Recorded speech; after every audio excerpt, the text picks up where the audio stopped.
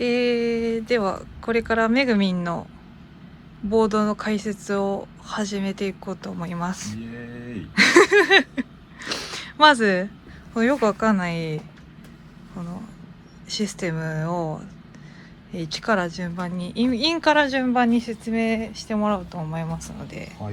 はい、まずはですね、これがギターのインプットです。でこいつが自作のジャンクションボックスで、まあ3インアウトなどいろいろ機能を盛り込んでます。で今回は普通にインプットからこっち先導ボードに入っていく端子に出ていくようになってますと。でこいつから入ってったやつは、最初にこれ、自作のジャンレイのクローンに入ります。ちょっとね自作らしく見た目がすごい汚いんですけどまあ分かればいいやということで、これが、ジャンレイなんですけど、プリアンプ的な使い方をしてます。こうローゲインにしてっていうので、はい、っていうので使ってますと。でこいつから次こいつに行きます。これがデジテックのポラーラっていう、リバーブですね。ですごい高機能なリバーブなんですけど、いろんな種類のリバーブが入ってて、こいつはリバースリバーブ専用機としてこのボードでは使ってますという感じですね。はい。でその次こいつお隣のピッチシフターに入ります。でこれでオクターブ下とか上とかを出したりするのに使っていますという感じですね。でこいつがいったらこのスイッチャーのインプットに入っていきます。で、こいつがですね、このボードのほとんど全部につながってまして、こいつとここの歪み系は全部スイッチャーで管理して、曲のパートとかでどう組み合わせるかとかそういうのを一発で切り替えるようにとかして使ってます。はい。で、こういろいろボードじゃないスイッチャーからアウトプットでこいつデジテックのデスメタルに行きます。こいつはもうとんでもない音がするので、ある意味飛び道具みたいな、ゴキブリみたいな黒光りそうだね、真っ黒デスメタル。こいつはハイゲインすぎてゲインの設定がないっていうペダルなんで説明書にゲインが11で固定っていうようなことをね何の基準で11なんやろって話やな10ですらないっていうっていう感じかな。でこいつのアウトから、こっちこれまた自作のジャンクションボックスに行きます。ちょっと椅子どかしまして、ジャンクションボックスです。これはまずこのデジテックのデスメタルから出た信号が今度2枚目のボードに行くように、こっちですね、これもまたハンドメイドな緑の端子につながるようになってますという感じですね。では次、こっち、そう、よいしょ。はい、で今度あっちから来た信号が今度ジャンクションボックス緑が入って、このコーラスですね、可愛い水色のコーラスに入っていきますと、うちのキラキラはほとんどこいつがになってますね。で、今度このアナログディレイ、ベリンガーのアナログディレイに行きます。いい感じです。でこのまま DJ7、 こいつもディレイで、この2つで、常に鳴らしっぱにして量感を作ってるっていう感じです。で、今度こいつマスフペダルスのラフシオっていう、イカレペダルが入れてあります。これが、なんか直前に入った音をぶつ切りにして繰り返すみたいなノイズ要因で、最近はあんま使ってないですけど、たまに気分で入れたり入れなかったり、そんな感じです。こいつの後はこのボスの DD500 に行きます。で、こいつでちょっとエフェクティブなディレイとかを担当したり、そんな感じです。でこいつからアウトプットしたら今度リバーブですね。ストライモンのビッグスカイに行きます。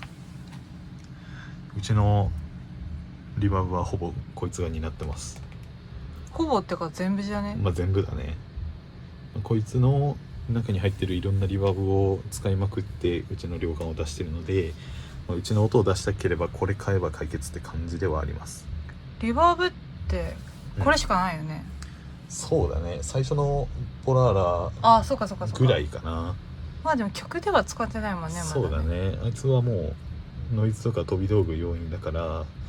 ら、サウンドの核としてちゃんとリバーブとして使ってるのはこいつ1個だけだね。なるほど。はい。でこいつがステレオアウトプットで出してます。そう、こいつね。でステレオアウトプットして、で今度ステレオインアウトでこいつに入ります。これは EQ200 っていう、ボスのイコライザーで一番最終調整として入れてて、ビッグスカイってすごい音がキラキラしてていいんですけど、リバーブの種類によってはちょっと大音量で鳴らすには耳が痛くなるなっていうような周波数帯がちょっとだけあって、2kHz あたりなんですけど、でそうだね。よいしょ。はい、場所交代と。こんな感じ。ざっくりこの2つのねつまみが 0.8 ぐらい下がってて微妙にするかな、下がってるという感じですね。はい、次ここからステレオインでステレオアウトプットした信号は LR がボードをダーってたどってこいつに入ります。戻ってきた。今度はこっちのボードからあっちのボードに送るためのジャンクションボックスのルートで、この青とオレンジの経路から L と R の信号がボードに戻っていきますと。戻ってきた。で戻ってきてどこに行くかというと、こいつルーパー、こいつもねステレオインで使ってます。でこれでなんか重ねがけとかバッキングを1周目弾いた後に2周目からはこいつを鳴らしてギターソロみたいなことをするみたいな、そういうような要因で使ってますね。こいつもうちの量感を出すための要の一つのボードです。ボードじゃない、エフェクターですね。はい。でこいつもステレオアウトでぐーっとボードを戻っていき、ジャンクションボックスに戻ってくると。戻ってきた。で、こいつが LR で戻ってきて、でステレオアウトプットでそれぞれのアンプに向かっていくという感じです。ついでにアンプも今日はね2つしかつけてないんですけど、曲によってアンプを切り替えることもあるんですけど、基本的にこの2つ、こいつらフェンダーのホットロッドデビル212っていう12インチ2発の真空管アンプです。こいつが L 側12。そう、これいつもね PA さんがすごいスピーカーを探しまくってる、なかなかね分かりづらいアンプなんですけど、結構低音感がしっかりしたアンプでとてもいいです。こいつが L 側の信号として使われてて、でお隣皆さんおなじみジャズコーラス、ジャズコ JC120、 こいつが R 側の信号で使ってますという形ですかね。この2台を常に左右 LR のステレオ信号で鳴らしてるっていうのが基本的なセッティングです。ありがとうございます。はい。ではこのスイッチャーに入ってるループの歪みの紹介をお願いします。していきますか。ではまず入っているのがこれこれこれこれと、あとこの2つ、こいつらもスイッチャーの中に入れてますね。でうちはその歪みの量とかそういうダイナミクスとか5段階で分けてて、で12345とで1がこの歪み器は何もかかってない状態で、2番要はこれだけってことだよね。そうそのプリアンプだけのクリーンの音が1番、でそこから1個上げるのがこいつデジェックのバッドモンキー。これがちょっと上げた時の歪みぐらいの感じで、クランチぐらいかな。クランチぐらいかな、こんな感じで使ってますと。で次もう一個上げてくる時に使ってるのがこいつも、自作のジャンレイのクローン、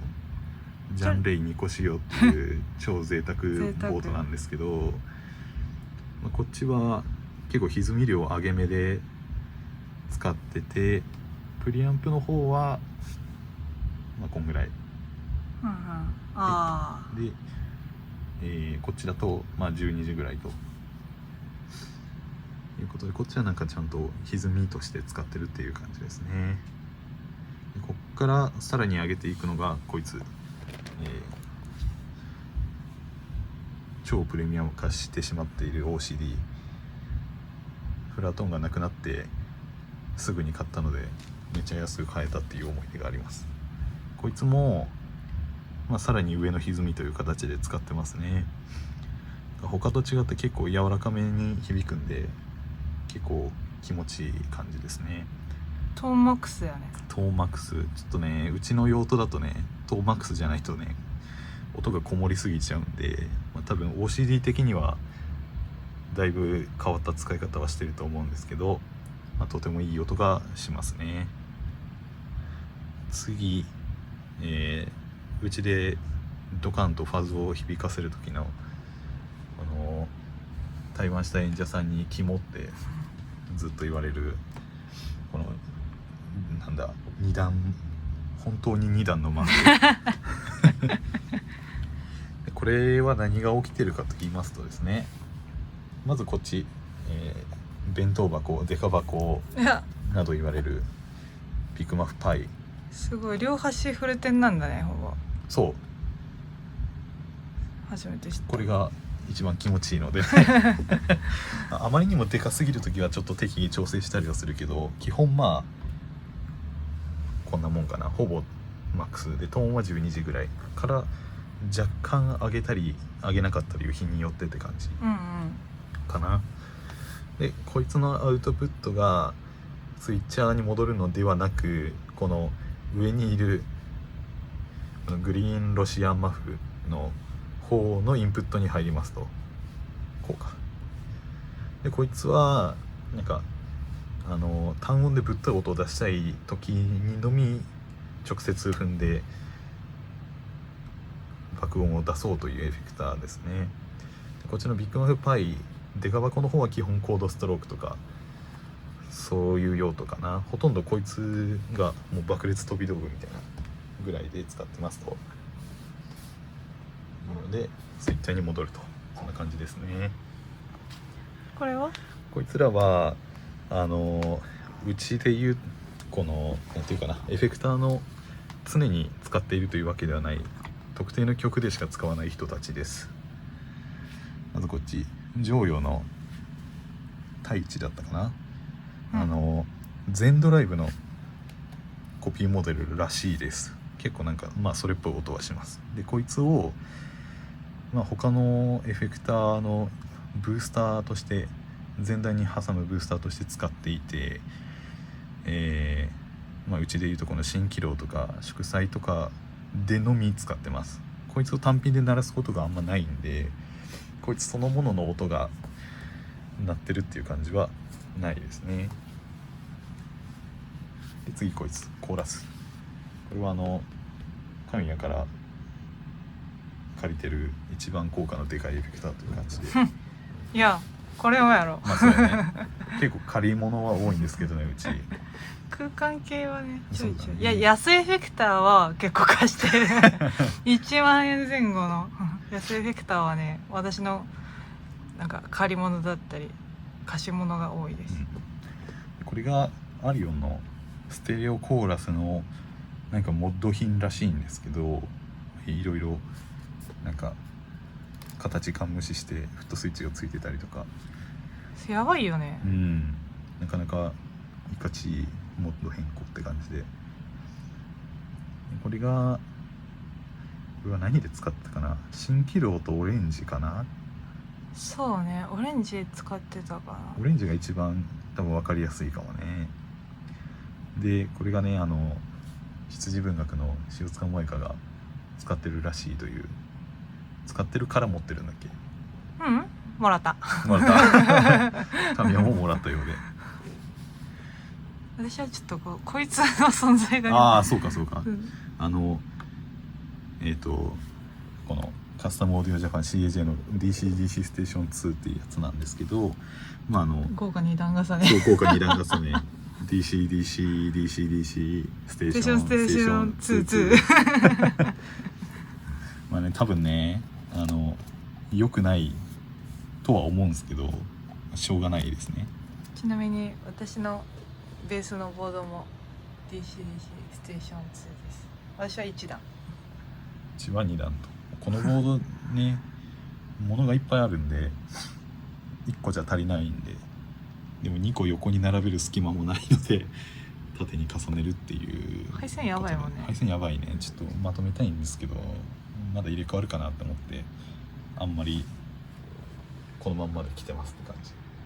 そういえばさ、チューナーって入れた？チューナーはね話してないね。話してないね、うんチューナーっていつどこで入るの？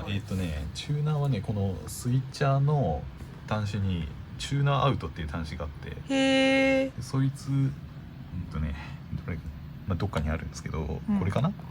なんかこうチューナーに行くためだけの特別な端子みたいな。へえ、そうなんだ。チューナーアウトプットで、こいつのインプットに入れてあるっていう感じかな。へえ、なるほど。はいはいはい。ちなみに、私が貸しているエフェクターがこれとコーラスと、ディレイと今使ってないけど昔 RC5 に変える前使ってた RC1 黒い限定モデルを昔使ってて貸してました。今はね RC5 になってなんか音がなんか不動点小数みたいなそうねなんか処理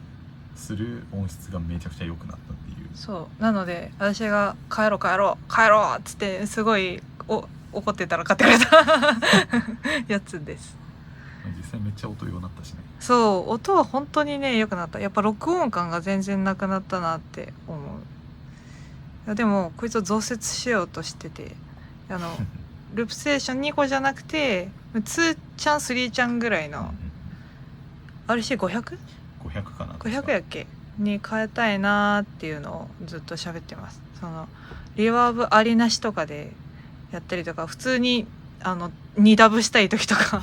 そうフレーズ取っときたい時がいっぱいあって、そううちの要ちゃんですこいつ。で1個ネタバッドモンキー、こいつね中国語版っていうとてもマニアックなのがありましてね、バッドモンキーがね漢字中国語でバッドモンキーって書いてあるエフェクターがねこう中国語版デジテックで複数あるんですけど、唯一そのね中国語版を手に入れたんですよね。手に入れてね大喜びしたのはいいんですけど音がもう悪うてもうなんかすごく個体差もあるかもしれないですけど、僕が手にした中国語版バッドモンキーはねだいぶ音がよろしくなくてこう泣きながら元に戻したっていうね。だから英語版と中国語版のバッドモンキー2つ持ってるっていう意味のわからん状況になってますと。個体差だといいね。ねちょっと悲しい。そんなもんかな。そうですね。あとポラーラの消費電力のやばい話とかポラーラはね、中に入ってるリバーブがなんか歴史コンリバーブをそのまま突っ込んだみたいな、すごい高品質リバーブらしくって、普通ねデジタルエフェクターとかだったら 500mAh ぐらいあれば十分なんですけど、こいつは定格が 1200mAh っていうバケモンエフェクターなのでそれがあることによってなんかこいつに入ってるシマーエフェクトがすごく綺麗に出るっていうことらしいんですけど、まあね1200はちょっと多すぎますよね。ストライモンですら500で十分なんだから確かにそう、ポラーラは 1.2A。 1.2アンペアってやばいね。やばいね。こいつのせいで何度か音が鳴らんくなりかけたこととかめっちゃありますなんかあったらこいつ外すみたいな。そうそうそう、こいつだけもうこのシステムに入れてなくて、もう別で AC アダプター取ってますねこれはちょっと気になるけどねなんかこれはこいつがスイッチャーの ES8 用のやつで、この両サイドにいるのがこの DCTC2 つそれぞれの電源。なんかあれみたい、夏の樹木に群がるカブトムシの寄せ集めみたいなここに樹木そうそうそうそう、樹液がね。ちょっと気持ち悪いよねこれね。今この下にいるのがこの化け物ポラーラのためだけの AC アダプター 1200mAh 出力のやつ。なるほどね。そんな感じです。という感じで以上でざっくりとした説明は終わります。これちなみにめぐみんが普段イヤモニで使ってる、普段うちクリックと返しを全部イヤモニで受け取ってるんですけど、イヤモニトランスミッターぶっ刺す用の受け取る時の、ミキサーですね。あとこれはボーイング用の松ヤニがここに、放置されてるって感じです。これはねベッコベコのピックケースでも私の力じゃ開かないので開けられません。これは私があげた鳥の刺繍のシール、ほいみたいなやつ。ここにもね鳥がいる。鳥が好きなんですよ。そんなもんかな。全体のざっくりとしたボードの説明はこんな感じです。なんかわからんことがあったらコメントとかで聞いてください。はい、以上です。